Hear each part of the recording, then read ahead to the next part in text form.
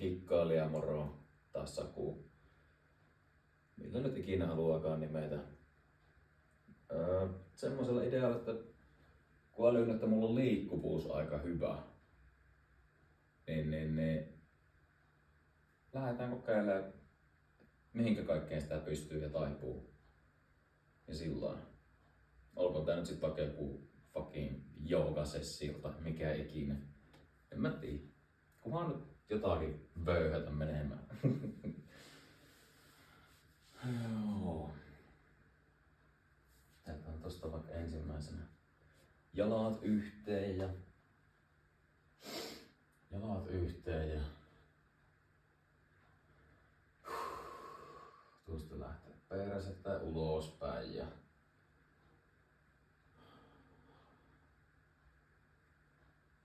koko ajan tässä painovoima vie aika hyvin tälleen.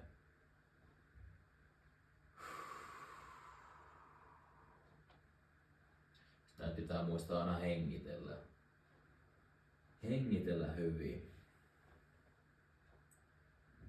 Sitten lähtee painaa niskaa tonne.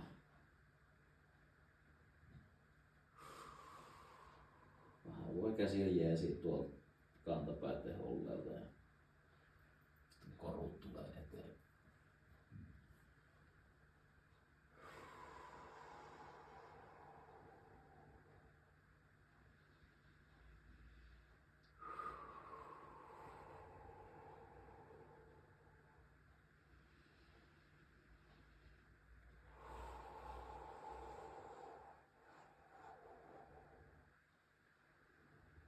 Ja sitten onkin jo otsa tuolla polvissa.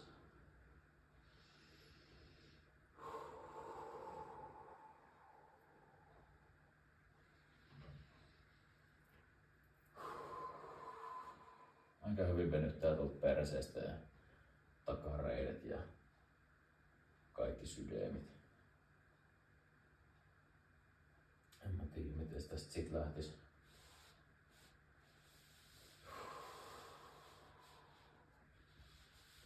Kokeillaan jonkinnäköistä spagaattia tässä silleen, että koittaa pitää jalat hyvin tossa niinku maassa koko ajan. Räpylät hyvin maassa tossa ja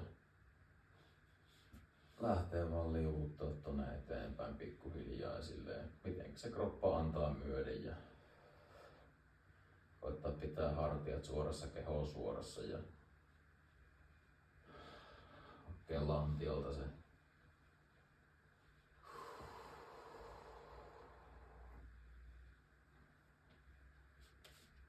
Wow. Siinä menisin lähteä kaatua sivulle.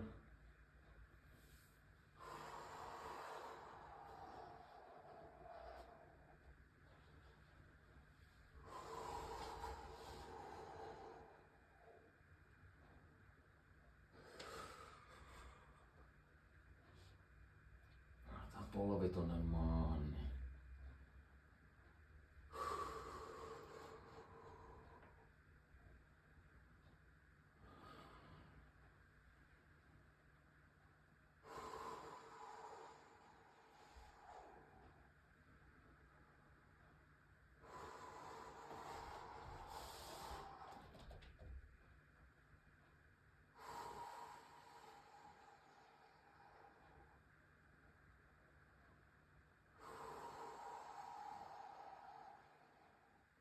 Koko ajan pääsee vaan alemmas ja alemmas.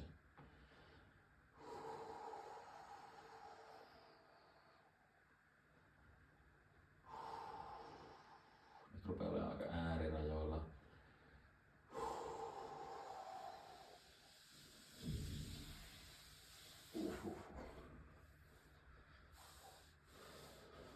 Annetaan välillä lantio vähän hengittää. Välillä antaa lantio vähän hengittää. Niin. Tai hengittää, antaa veren kulkeutua siellä, ettei ole ihan koko ajan vittu ääriasennosta ääriasentoon ja sillain.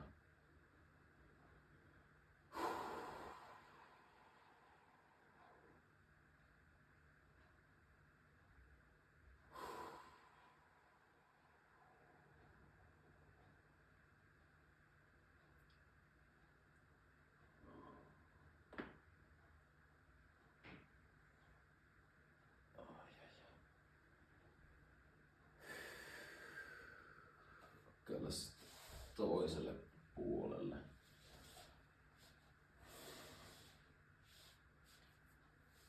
Toiselle puolelle. Hakkee tuolta kanssa nyt sitä tasapainoa ja toisen puolen lantiota hakkee ja just se balanssia keskellä ja suorassa.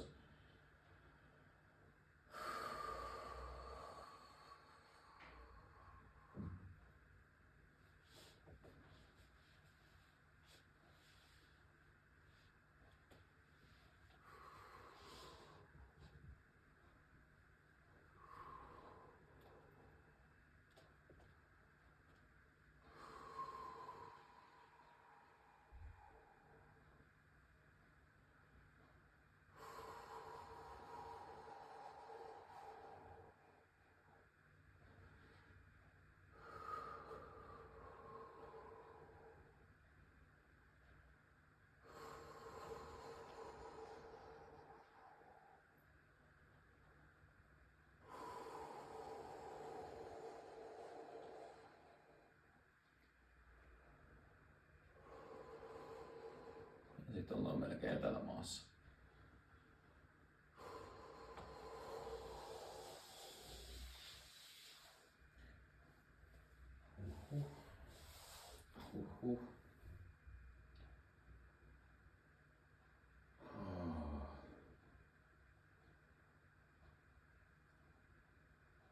Sitten on itellä monesti tää kanssa. Vaikka käsien ranteiden liikkuvuus ja tolleen, se meinaa välillä olla itellä haaste. Ja niin ranteet pitää lämmitellä tosi hyvin aina ennen kaikkia noita kalisteneksejä ja kikkailuja, mitä ikinä nyt puuhailekaan sitten ja näin. Niin. Oho, tässä semmonen tulee sieltä. Nyt siis joo, tää on niinku konttausasento näin ja hakkee no periaatteessa ensimmäisenä niinku sormet maahan ja sit niinku tälleen vähän leväälleen kaikista. Sitten lähtee hakemaan niinku silleen varovasti laskee justiinsa painoa sormille. Joo, sit niinku vetää alemmas. Joo, nyt ruppee niinku mikä on rystysen vastapuoli, mihinkä känsät tulee käsiin, niin ne ottaa nyt maahan, peukalat ottaa nyt maahan. Painaan tällä hetkellä sormilla ja tolleen käsillä ja koko ajan laskee niin kuin alemmas ja alemmas ja alemmas. Noin, nyt on melkein koko, niin kuin, koko kämmen on nyt lattiaa vasten. Ja edelleen on niin kuin paine sormilla ja kaikkea. No ja sit hakkee niin kuin kyynärpäät, niin kuin tämä kyynärpäitten tänne sisään hakkee niin kuin sisäänpäin näitä. Joo. Tässäkin muistaa hengitellä ja pitää just se paine noilla sormilla ja ranteilla ja koko ajan sitten nuo kyynärpäät niin koettaa pyörittää tänne sisään. Sitten voi lähteä niin kuin lätseillä antaa lisää pressureja tuohon käsille. Joo. Muistaa hengitellä ja sitten nyt tässäkin mä haen koko ajan painopistettä enemmän tuonne eteenpäin, että niinku ranteet taipuu enemmän ja enemmän eteen painoa koko ajan. Sitten kun rupeaa tuntuu vähän silleen ilkeille ranteissa, hetken aikaa pysyä siinä ja hengitellä.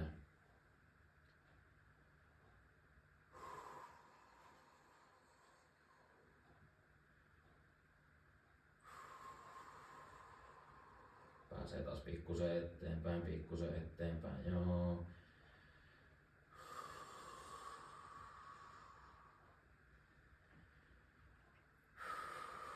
Ja nyt ollaan aika äärirajoilla tällä hetkellä, ainakin itselle. Voi pitää niin kuin kädet tuolla maassa vielä ja antaa nyt veren mennä tuonne vähän vähän sormiin päin. Joo. Muista hengitellä. Muista hengitellä, joo.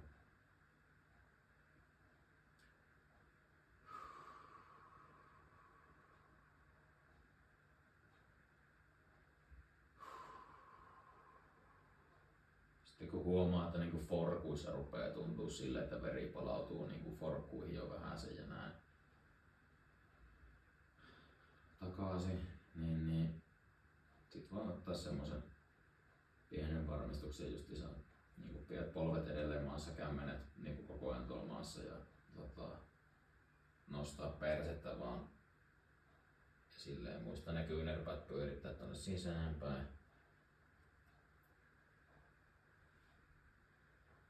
Ja koko ajan pääsee tonne periaatteessa syvemmälle ja syvemmälle. Ranteet taipuu vaan enemmän ja enemmän.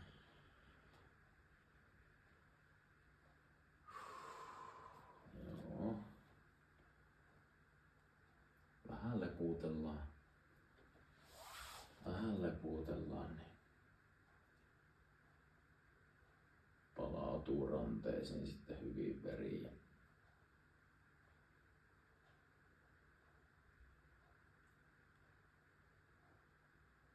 Joo.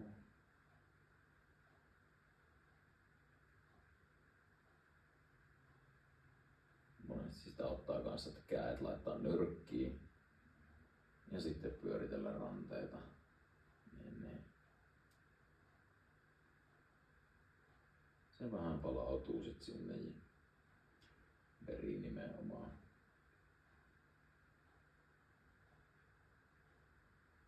Itelläkin ääreisverenkiertoasemia huono, kun tulee niksapusseja käytettyä ja silloin tällöin tupakoitua, niin tää on ihan hyvää exercisea. Silloin tällöin tulee finglishia, mutta ei se mitään. Joitakin se ahistaa ja ärsyttää ja vituuttaa, mutta fuck them!